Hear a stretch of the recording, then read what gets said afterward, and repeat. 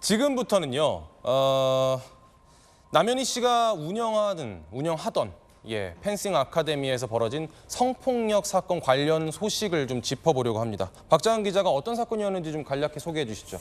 네, 남현희 씨가 운영하고 있는 펜싱 아카데미에서 일했던 한 코치가 지난해부터 올해까지 학생들을 수차례 성폭력했다는 의혹이 제기됐죠. 그런데 이 가해자가 지난 7월 자백 이후 극단적 선택을 하면서 공소권 없음으로 종결된 바 있는데, 이 남현희 씨는 채널A와의 인터뷰에서 본인이 대표로서 잘못을 인정한다고 말했습니다.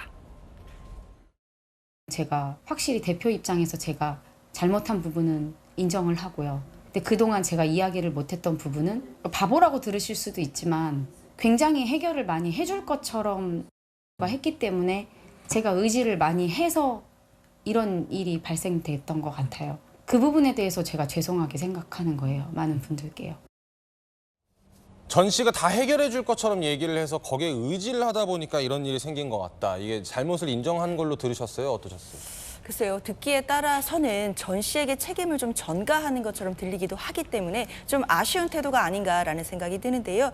특히 전 씨가 그 아카데미를 공동으로 운영했다. 그러니까 다른 사람들 보기에는 공동대표로 보일 만큼 그 운영에 개입을 했다라는 정황들이 나오고 있습니다. 예. 그렇기 때문에 남 씨는 아무래도 이 성폭력 방치 의혹과 관련해서도 전 씨가 알아서 다 해준다라고 믿었다라는 식으로 한 발 물러서는 지금 그런 태도를 보이고 있기 때문에 이 부분도 좀 철저하게 그 진상이 밝혀져야 될 것 같습니다. 예, 아시는 분들은 아실 텐데 남현희 씨가 전 씨와 재혼을 발표한 게 지난 23일 그리고 그 6일 전에 지난 18일 채널A에서 이 성폭력 관련 단독 보도가 나갔습니다. 제가 이 사건을 직접 취재를 하면서 지난 16일, 약 보름 전이죠, 지금으로부터 남현희 씨에게 전화를 걸어서 관련 이야기를 다 들었습니다. 근데 물론 이제 피해자 측 이야기도 들었겠죠. 남현희 씨가 이 성추행이 있었다. 미성년자 학생에게 성추행 사실이 있었다라는 얘기를 들은 건 작년 12월입니다. 통화 내용 잠깐 들어보죠.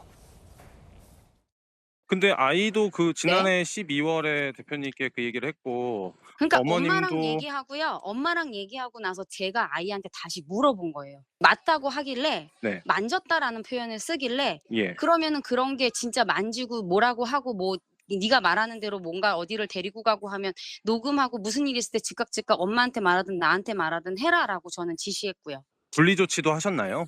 분리 조치요? 근데 어떠한 얘기가 없는데 어떻게 분리 조치를 해요? 본인이 자백했다고 들었는데 아닌가요? 그러니까 몰라요. 전 들은 적이 없어요. 제가 들었으면서 여기 가만히 있을 리가 없잖아요. 남현희 씨가 전 씨를 만난 건 올해 1월이라고 밝혔습니다. 그런데 피해 학생이 성추행 사실을 얘기한 거, 선생님이 날 만졌어요라고 이야기를 한 건 작년 12월. 그러니까 남 씨가 전 씨를 만나기 전에 이미 피해 사실을 인지한 거예요. 그러면 전 씨가 해결해 준다고 얘기할 수가 없는 거 아니에요? 그래서 제가 이제 계속 하는 얘기가 남현희 씨의 어떤 인터뷰 내용 이런 것들을 신뢰할 수 없는 부분이 굉장히 많다는 거예요. 예. 전 씨가 어떻게 보면 완전 사기 주범으로 돼 있잖아요. 예. 그냥 모든 것을 전 씨의 어떤 탓으로 돌리는 그런 상황인가 같이 보이는데 일단은 작년 12월에 만났다는 거 아니에요? 28살이라. 올해 1월에. 전 씨를 올해 1월에 만났고 작년 12월에 이제 강제추행과 관련된 문제가 불거졌단 말이에요. 예. 그러면 사실 그때 당시에 이제 조치를 취해야 하는데 올해 1월 만났을 때 28살 여자로 했고 일론 머스크하고 펜싱 대회를 하기 위해서 펜싱 경기를 하기 위해서 펜싱을 배우러 왔다고 이렇게 얘기했다는 거 아닙니까? 예.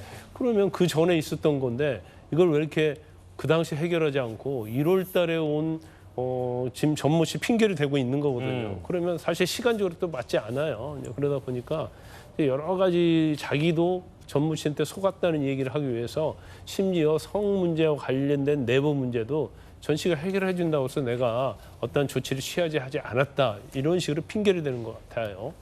그러면 그때 피해 사실을 들었을 때 남현희 씨가 취한 조치는 뭐예요?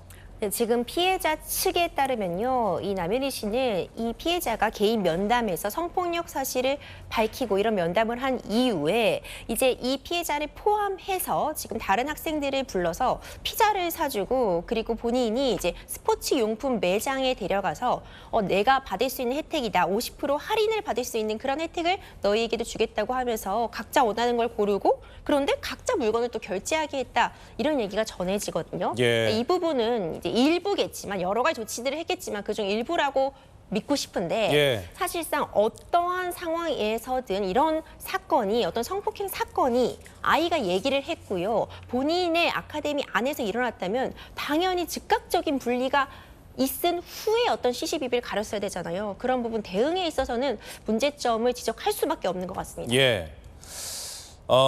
이 사건을 저희가 취재하고 의혹을 제기하는 핵심적인 이유는 뭐냐면 작년 12월에 남현희 씨가 성추행을 당했다는 피해 아동에게서 이야기를 들었을 때 바로 조치를 했다면 추가 피해자가 나오지 않았을 거예요. 근데 그 당시에 어떤 조치를 취하지 않고 시간이 지나면서 다른 학생이 추가 성폭행을 당하는 일이 발생한 겁니다. 이 사실을 제가 물어봤어요. 가해자가 본인이 자백을 했다고 했는데 아닌가요? 라고 하니까 저는 들은 바 없습니다라고 얘기한 게 남현희 씨의 목소리였고 여러분도 같이 들으셨습니다. 근데 이건 뭘까요? 이 영상을 한번 보고 이야기 나눠보죠. 너 진짜 뭐 없어? 너 나오면 내가 너 가만 안 둬. 너 지금 말해. 쪼기 시작했어요. 얘기를 하더라고. 이랑 공부하고 하는 거 사실이다. 그리고 사실 한 가지 더 있습니다. 근데 이거는 아이 보호 차원에서 저희가 누구다라고는 말씀을 못 드려요. 한 아이와 10번 이상 성관계를 맺고 다수의 성폭행한 거를 스스로 말씀했어요. 그러니까 저 영상이 지난 7월에 저 맨 왼쪽에 있는 하얀색 옷이 남현희 씨입니다. 그리고 검정 모자 쓴 사람이 전 씨인데 저 두 사람이 학부모들 앞에서 우리가 가해자에게서 범행 사실을 자백을 받았다. 본인이 성폭행한 걸 스스로 말했다. 이렇게 설명을 하는 자리예요. 근데 저 자리가 또 어떤 자리였냐면 피해 아동 부모가 없는 걸로 인식하고 다른 학부모들에게 설명하는 그런 자리였습니다. 하지만 저 자리에는 피해 아동 부모가 있었습니다. 숨죽이고 있었습니다. 그러니까 다른 학부모들에게 사실 가해자가 이런 범행을 자백을 했거든요. 우리 좀 말을 맞춥시다. 이렇게 하는 자리였던 거예요. 제가 알았으면 가만히 있었겠어요? 라고 했던 남현희 씨의 주장이 좀 무색해지는 대목이 아닌가 싶습니다. 그렇죠. 무색해지는 거를 넘어서서 전혀 앞뒤가 안 맞는 말입니다. 사실 이게 만약에 수사 절차에서 이런 진술이 나왔다라고 한다면 진술의 신빙성이 완전히 깨지는 것이다라고 볼 수도 있을 텐데요. 왜냐하면 7월에 분명히 가해자가 성폭행한 것을 스스로 말했다라고 자백한 사실을 알고 있었던 것으로 보이는 상황입니다. 그런데 지난 10월에 앵커님과의 했던 그 취재 내용에 본다면 자기가 알았다면 그렇게 했겠냐, 결국 몰랐다라는 취지로 이야기를 했거든요. 예. 전혀 앞뒤가 맞지 않고요. 남현희 씨는 이미 가해자가 자백한 사실을 알고 있었다라고 보는 것이 지금은 신의칙상 맞는 내용인 것 같습니다. 예.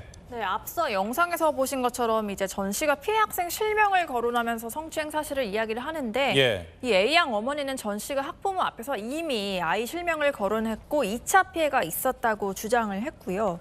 하지만 뭐 전 씨는 당시 나름의 해결책을 제시하기도 했다고 합니다. 네. 가해자인 코치가 갑자기 아카데미에 안 나오면 아이들이 궁금해할 테니까 학부모들에게 입을 맞추면서 이렇게 제안했다고 합니다.